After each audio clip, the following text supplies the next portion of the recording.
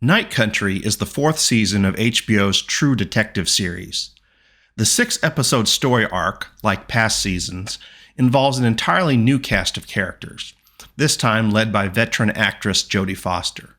At its core, Night Country is a gripping and engaging whodunit thriller. However, it is a story that is burdened by a cast of unsympathetic characters and a tone so dark it borders on the genres of horror or grimdark, rather than the crime thriller it is billed to be. The mystery to be unraveled in Night Country is the disappearance and subsequent death of several researchers from a research station located in Ennis, Alaska, a fictional town set 150 miles north of the Arctic Circle. By the end of the first episode, the bodies of all but one of the scientists are found naked on a frozen lake outside of Ennis. The unraveling of this mystery is by far the best part of Night Country.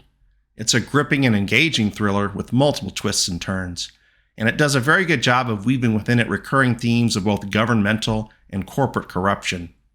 The ending, which I won't spoil, is perhaps the best part of this journey, and is one of the few examples where modern Hollywood subverts expectations and does it well.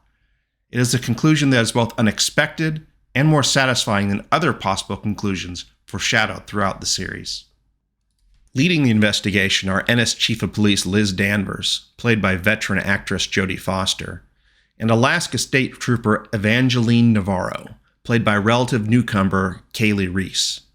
Supporting, and sometimes hindering their investigation, are Captain Hank Pryor, played by John Hawkes, and his son, Officer Peter Pryor, played by Finn Bennett, among others. The characters are universally well performed, to the point where I believed each of those characters were who Night Country told me they were. The problem, however, is that none of these characters were written to be particularly sympathetic. The lead investigators, Danvers and Navarro, are two women defined by their dedication to the craft of police work. Well, except when it comes time to actually arrest someone. Then they just shoot them, or watch them commit suicide, or decide simply not to arrest them at all. And it's only thanks to the power of plot armor that either of them are in a position to arrest anyone. I mean, how many times do they have to investigate some extremely remote and dangerous location before they learn not to split up? It got to the point where I was yelling at the TV like Eddie Murphy watching a horror movie. "Don't go in there. He gonna get ya. Told you that was gonna happen." Danvers, who was understandably broken after the death of her young son many years before, seems determined to soothe her pain by destroying other people's families, whether by sleeping with their husbands or by running poor Peter Pryor so hard his wife kicks him out of the house. Peter, for his part, is too weak to stand up to Danvers or his overbearing father. And Hank Pryor is, well, the overbearing father, and a corrupt cop to boot. Navarro, to her credit, tries to take care of her mentally ill sister, but mostly she just likes to punch people, oftentimes the wrong people. Now, to be fair, True Detective is a series that has been defined by flawed characters since its inception.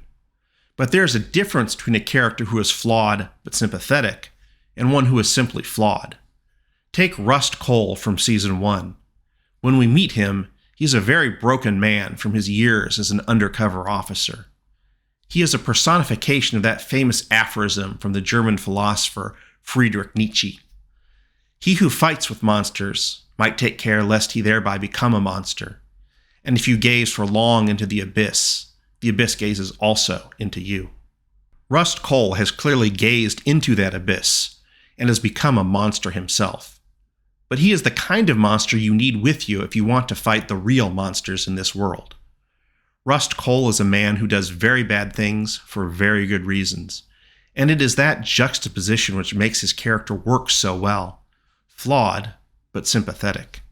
None of the characters in this season really struck that balance. Instead, the feeling you get from the characters of this season is one of relief. Relief that you don't have the misfortune to live in Ennis, Alaska. Another reason you don't want to live in Ennis is that it is the most grimdark place in all of Alaska, perhaps the world. Night Country has a dark, almost Lovecraftian feel throughout the series. It's a place filled with dark things who visit at dark times. And Ennis has no shortage of dark times. Being so far north, it experiences nights which can last for several days. and the events of Night Country take place almost entirely within one of those long nights. That, combined with the frequent blizzards, gives a feeling of isolation and despair. And while I can appreciate that the writers were going for such feelings in order to add to the tension, at the end of the day, this is still a television show. It's still fundamentally entertainment. What did I buy you for? To make me sad? Exactly. The darkness and despair needed to be balanced with a bit of hope. Take, for instance, the Robin Williams movie, What Dreams May Come. It's a variation on Dante's Inferno, where Williams must brave the depths of hell to reunite with the soul of his deceased wife, a suicide victim. It's one of the saddest movies you will ever see, yet that sadness is balanced by the nobility of Williams' quest, and an ending that gives hope for the future. Night Country, though it does try, lacks such balance, and several episodes left me feeling depressed rather than entertained. So, should you watch Night Country?